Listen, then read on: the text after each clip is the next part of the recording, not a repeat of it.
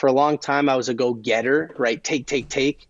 Then I overcorrected once I realized that impact was more fulfilling. And so I just gave, and I wasn't open to receiving. But I've realized over time and after reading that book that the more you give, the more you can receive. That's Nick Hutchison. For much of the past decade, he's been researching and testing principles that help people expand their minds. Nick is an expert in creating knowledge through books and travel. Today, he's going to share the key lessons that have shaped his growth and some amazing recommendations for life-changing books. Another great place to start is The Go-Giver by Bob Berg and John David Mann.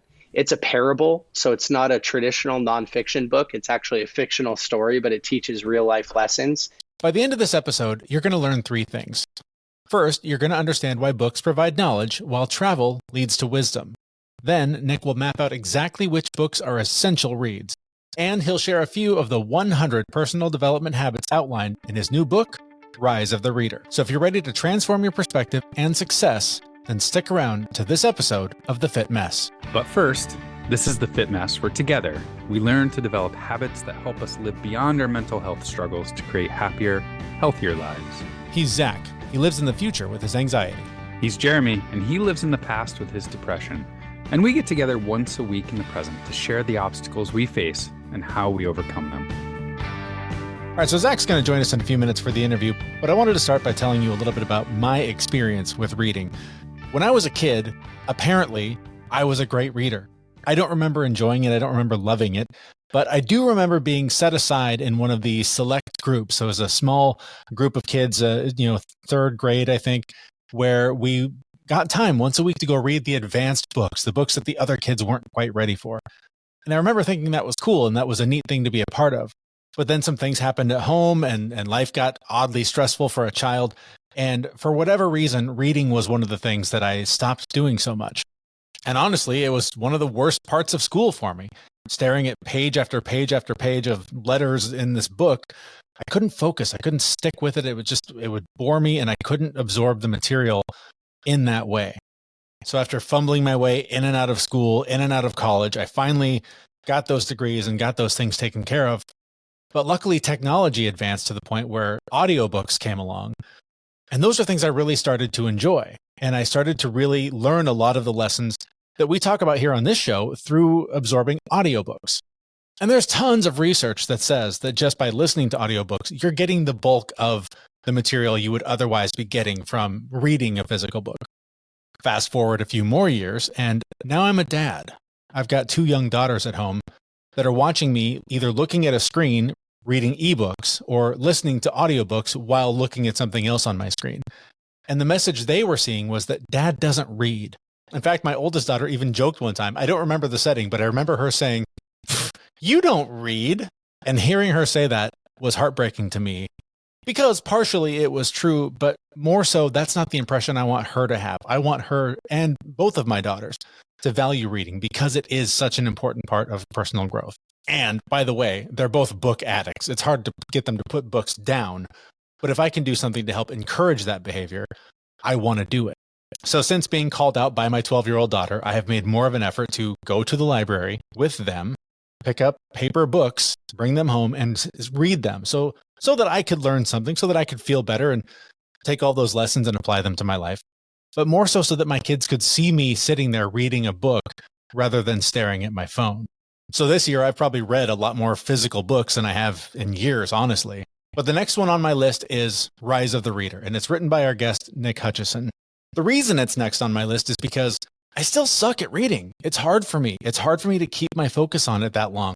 I don't know if there's some issue that I am not aware of that makes it difficult for me, or I just don't have the practice yet to absorb information in that way. But I'm excited to read his book because from this interview, I learned that there are tons of tips and strategies that he has to help make reading more efficient and more effective, and to make the lessons that are written in those pages much more applicable to your life, rather than being something that just makes you feel good because you're reading it in the moment, and then months later, you completely forgot everything that was on those pages.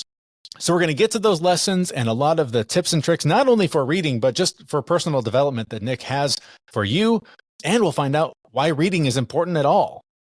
We're going to do all of that right after this. Do you finally want to get the results you've been dreaming of? My personal trainer is giving you the chance to learn how to create an empowering environment that sets you up for success. In just 5 days, you'll discover why your current environment may be sabotaging your success, how to build a network of supporters who motivate you to bring your A game, tools to design a lifestyle where you and your peers thrive, and his proven framework to make any goal a reality. Sign up now and you'll get the full 5-day challenge program to build the right greenhouse for growth, if you will. Plus, you'll automatically be entered to win 6 months of personal coaching with my trainer, Joe Villegas. That's a total of $6,000 that you're getting for free. Don't let your surroundings dictate your destiny any longer. Take advantage of this limited time offer from Joe Villegas and finally make progress on your biggest goals. Let him help you create the empowering environment you need so you can achieve the breakthrough you've been waiting for. So sign up for Joe's 5-day Change Your Life Challenge. You can do that at resultswithjoe.com, or you can hit the link in our show notes at thefitmess.com. Nick, thanks so much for joining us. I want to start the interview here with just a really simple question. Why is reading important? Why is it important? Yeah. Because these books condense decades of somebody else's lived experience into days of reading. And so you can condense time, you can overcome problems, develop skill sets, and you could do it pretty fast and efficiently. So I'm a living testament to somebody who's read hundreds of books. I've implemented them to design my dream life. And I just want to spread that positive power of personal development with as many people as I can. All right. So when I read a book, and I hear this complaint from a lot of people, they read a book, they put it down, and then 6 months later you say, what was in that book? They can't tell you anything about it. They didn't do anything from the book. They didn't take any lessons out of it. Why? Why does that happen? Why do people actually do, when they do read, they don't actually take as much out of it as they possibly could?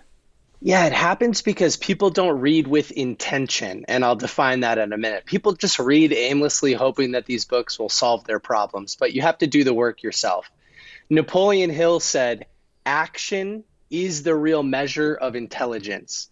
So if you read these books and choose not to take action, nothing will happen. So here's what I mean when I say intention. When I read a book, I set a SMART goal, an intention for each book that I read that is specific, measurable, attainable, something realistic, relevant to my life or business, so I'm emotionally connected to, reading the book, and then it's time bound. And so let's say I'm reading a book on communication. I'm not just going to read it and hope that it changes my life. I'm going to set a goal, something like find and implement at least 2 communication strategies by the end of September. Now at specific, it's measurable. I know whether or not the book served its purpose for me. That's realistic action. It's attainable. I didn't say get on a TEDx stage or something by tomorrow. I said just find and implement 2 strategies from the book. It's relevant to my life and my business for a lot of reasons. And I said by the end of September. So I give myself a deadline to take action. And I think if people started to have a better intention and set a goal like that for each book they read, they'd be far more likely to tell you what the book was about because they'll have implemented something useful from it. Yeah. So I hear from a lot of people that wish they could read more. And I imagine that your book has a lot of solutions for how to read more. But the trick is you got to read the book. So what are the obstacles? How do people let whatever it is, what is it that gets in people's way, I guess? And how can people overcome that obstacle that keeps them from the pages? So I think the number one thing that gets in their way is that they don't value these books enough. Like your first question, why should we be reading these books? So I love to ask this question for people that don't read. I love to say, oh, you don't read? Well, what if I paid you $10,000 to finish a book by the end of the month? Do you think you could do it? And that same person's like, well, I could read 10. So it's not a question of whether or not we can read. It's a question of whether or not we value it enough to prioritize it. So then I'll kind of respond with the following math. And this is where things get fun because there are no excuses here. If you read for 15 minutes in the morning and 15 minutes in the evening, even if you're just starting out, at a minimum, that's about 20 pages. 20 pages a day, 5 days a week is 100 pages a week. And as we know from reading a bunch of these books, they're about 200 pages on average these days. That's a book every 2 weeks. That's 26 books a year. And you don't have to find that time. You just have to replace a little bit of your morning Netflix or a little bit of your morning social media, same thing in the evening, with reading a good book. Something that was meaningless, now you're replacing it with something that serves your future self. So 15 minutes twice a day, I mean, come on, changing 26 areas of your life a year that way, everybody can do that. Have you done any research on, the significant difference a person's life can take just by implementing that? I mean, like, that seems like such a low investment with a super high gain in my mind, but I'd love to hear your take on it. Yeah, it's the best ROI that you could possibly have, I think, like in terms of money and time. No, I haven't done any research on that. I haven't hosted any research studies or read any that people have done, but I'll give a good metaphor for this. In The Compound Effect by Darren Hardy, and I think it's also repeated in Atomic Habits by James Clear, they give you a scenario. Imagine a plane is flying from Los Angeles to New York City. It's about 3,000 miles. But at the beginning of that journey, somebody just nudges the plane a little bit and it's off by 1%. As that 1% compounds throughout the flight, it's almost imperceptible for a long time. But by the time it reaches its destination, it's 150 miles off course. So using that metaphor in your own life, like, what if you could nudge yourself in the right direction just 1%, just by reading 15 minutes twice a day? How could that compound over time in your health, in your business, in your personal relationships, in your, whatever, your personal finance, your headspace, your mindset? Like, that's what these books do. They nudge you in the right direction. And then you're a completely different human just a few years later.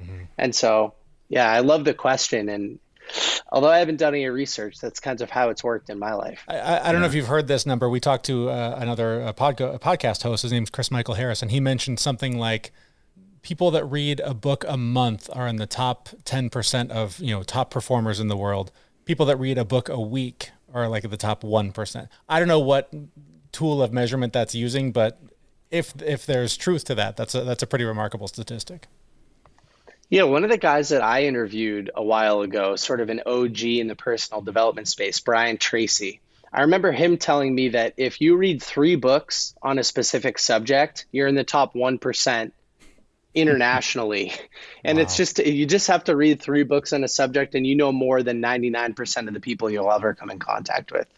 Well, in that case, I know I'm way up there in Star Wars because I've read all the Star Wars books. Well, you might be, and I hope that that's serving you. Well, they've served my entertainment. I don't know if they've nudged my plane 150 miles north, but they've definitely entertained me. Yeah, look for our Star Wars podcast coming this spring. No, I'm just kidding. So what about for people that do struggle with just the attention, right? I mean, sometimes it's an ADHD issue. Sometimes it is a learning disability, but like the ability to actually focus on the words on the page. Do you have any tips for people that struggle with that barrier? Yeah, I think that focus and reading in general is a skill set. So, if I went out and played golf with some of my buddies that have played every single weekend for their entire lives, I've never played before, I would stink, right? Because it's a skill that they've developed over time. They weren't born better golfers. They've just developed the skill. I think the same thing happens with reading these books, especially focus. Reading a physical paper book is a form of monotasking, right? It's an individual activity that you can do for a while and eventually get into a state of flow and deep work, as Cal Newport would put it. And that's one of the reasons that I like reading physical paper books, is that you can't do anything else while you're reading a physical paper book. If you're listening to a book, you could be driving, you could be at the gym, you could be folding laundry, and so you're not getting as much out of the book. Also, I'll just throw this out there, since I've already started down this rabbit hole, that 80% of the inputs to our brain are visual. The other senses only make up about 20%. And so by default, if you're just listening to something, you're not getting as much from it. Don't stop listening to this podcast, because I think that listening is better than just music or nothing, right? You could definitely find something useful in a podcast and a book. I mean, I have a podcast and I listen to a ton of books myself.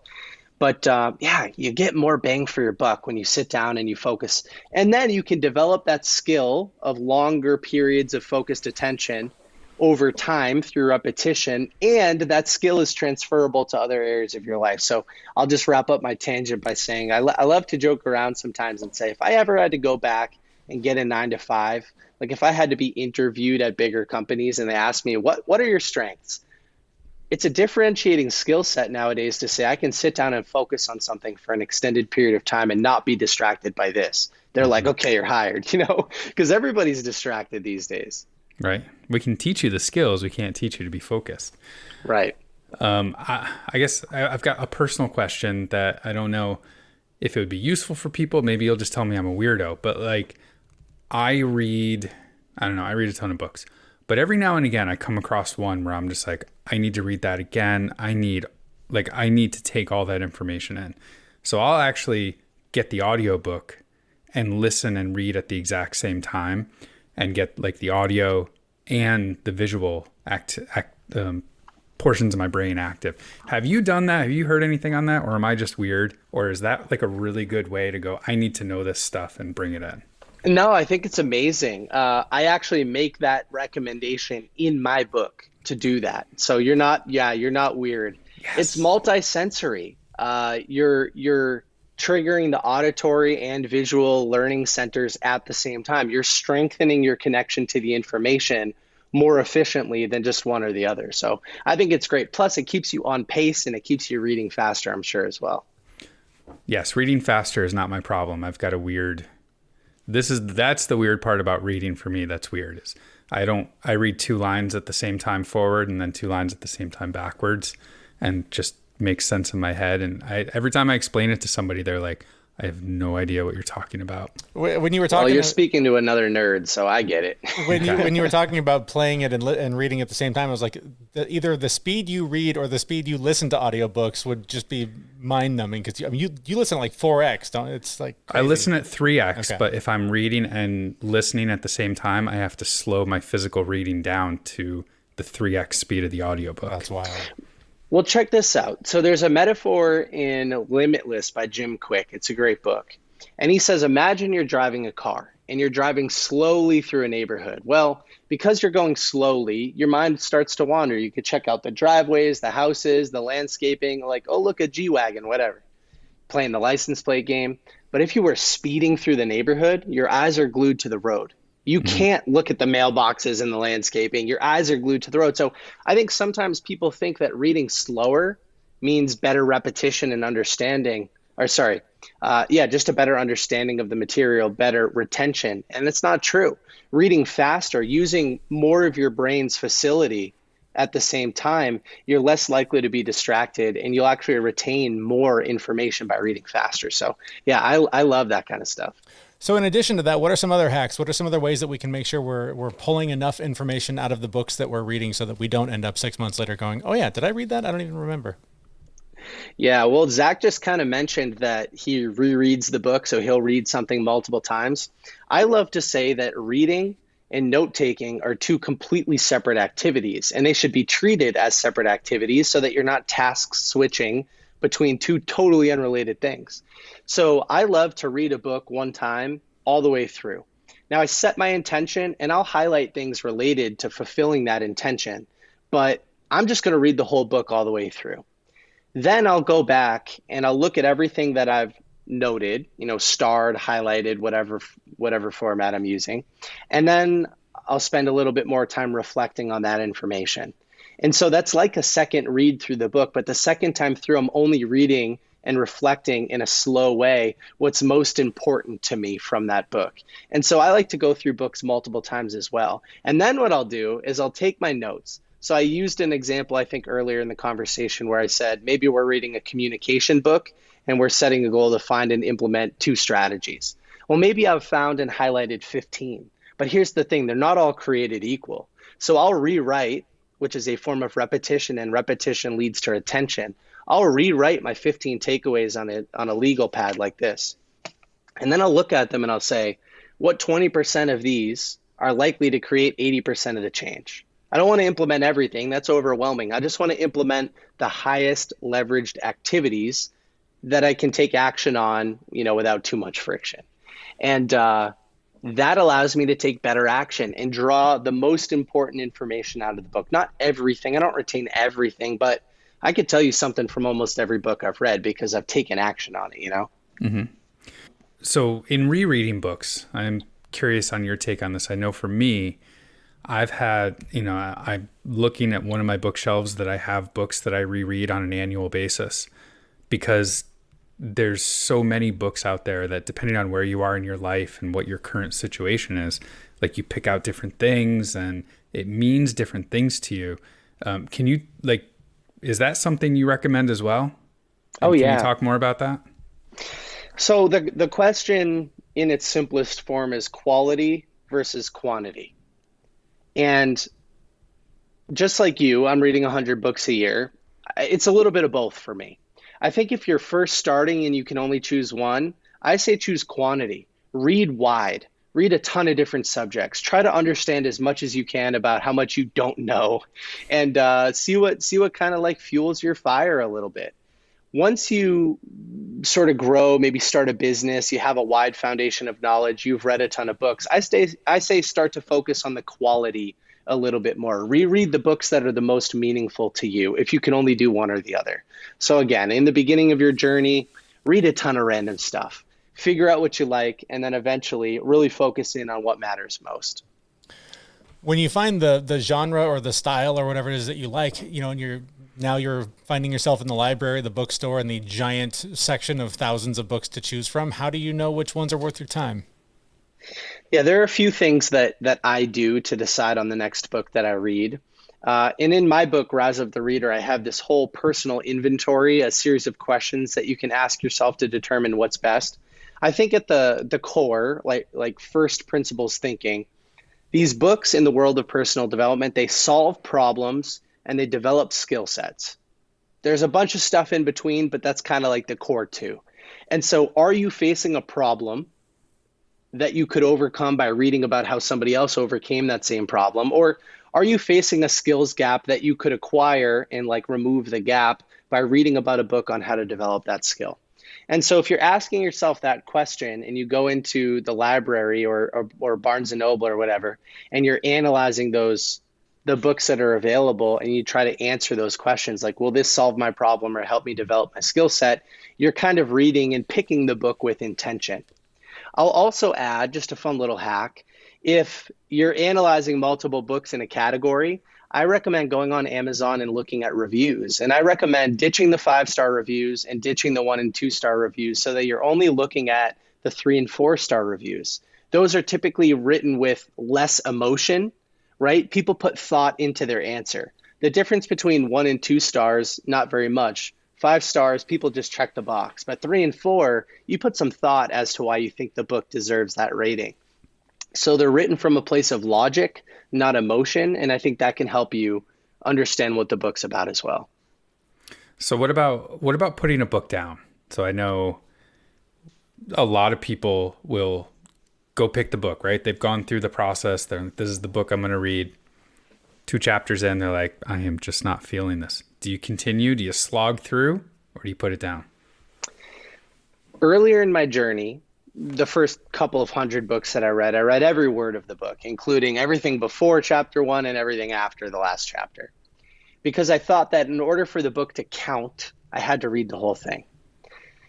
Over time, I started to realize that I'm not optimizing for the number of books I read. That's a vanity metric. I'm optimizing for behavior change and results. And that doesn't mean reading bad books. That doesn't mean, life is too short to read bad books. So I've heard Ryan Holiday and Tim Ferriss talk about this. They have a rule called the rule of 100. Mm-hmm. And so they say, take the number 100, subtract your age. I'm 29, right? So the result's 71. I have to read at least 71 pages before I can determine whether or not it's a good fit for me. That's a fun rule. I've tried to follow that for myself. The older you get, the less you have to read because the wiser you've become. And so it's a fun way to answer that question too. That is fun. Not only do you have reading tips in your book, but you have 100 new habits to improve your health, wealth, and happiness. How does that tie into reading these books? And can you give us some examples that maybe we haven't heard either at all or much of before? Yeah, absolutely. So the reason that I decided to include these 100 healthy, wealthy, and happy habits is to show people how I've taken the books that I've read and implemented something from them. So I try to detail those experiences in the book and share about 100 of my favorite takeaways from the 500, 1,000 books that I've read. And so I've broken them into three categories: healthy, wealthy, and happy habits. And so each one talks about why you should implement it. So I kind of set the stage. Then I talk about the expected benefits if you choose to implement it a little bit more, like kind of bullet points. And then my experience, as well as some pro tips and stuff like that. So I'll give an example out of each category. As far as healthy, I'm somebody who loves traveling internationally. And so one of my recommendations is to try strange foods. It sounds a little goofy, but as human beings, we come from various backgrounds. A lot of them are mashed together. And like for me, I'm of 6 or 7 different ethnicities all kind of jammed into one. So like my gut biome is pretty unique. There's no one size fits all answer. And so I love to try new and crazy foods to see how my body reacts, to see how I feel. And I talk a lot in that section of the book about some of the benefits, the nutritional benefits of trying new foods, the energy benefits and things like that. So that's an example of kind of like a fun and different healthy tip. For happy, the one that comes to mind is something that I love to tell people about. And I haven't heard anybody talk about this, so you could tell me if you've heard this before, but I keep a gratitude time capsule. What I do is I record a 1-minute video every Sunday highlighting the best things that happened in my week. So I'll start and I'll say, hey, today is Sunday, September 24th. And this week I was interviewed on a cool podcast called The Fit Mess and blah, blah, blah. I'll just highlight all the best things that happened in my week. And then I'll upload that to a Google Drive that's categorized by year. And the idea is that in the future, I can condense an entire year's worth of 52 minutes into just one video. And in less than 1 hour, I can look at an entire year's worth of highlights. So what's really interesting about that is I know I'm recording the video every Sunday. So I've started to filter for opportunities to be grateful. And it's just bled right into my life. And I'm just so much happier as a result of that. And I'll share one from the wealthy section. I mean, I have a bunch of productivity tips, kind of personal finance tips. I think one thing that surprises people sometimes is to cut unhealthy spending. So a lot of people are spending money on things that are actually damaging their health.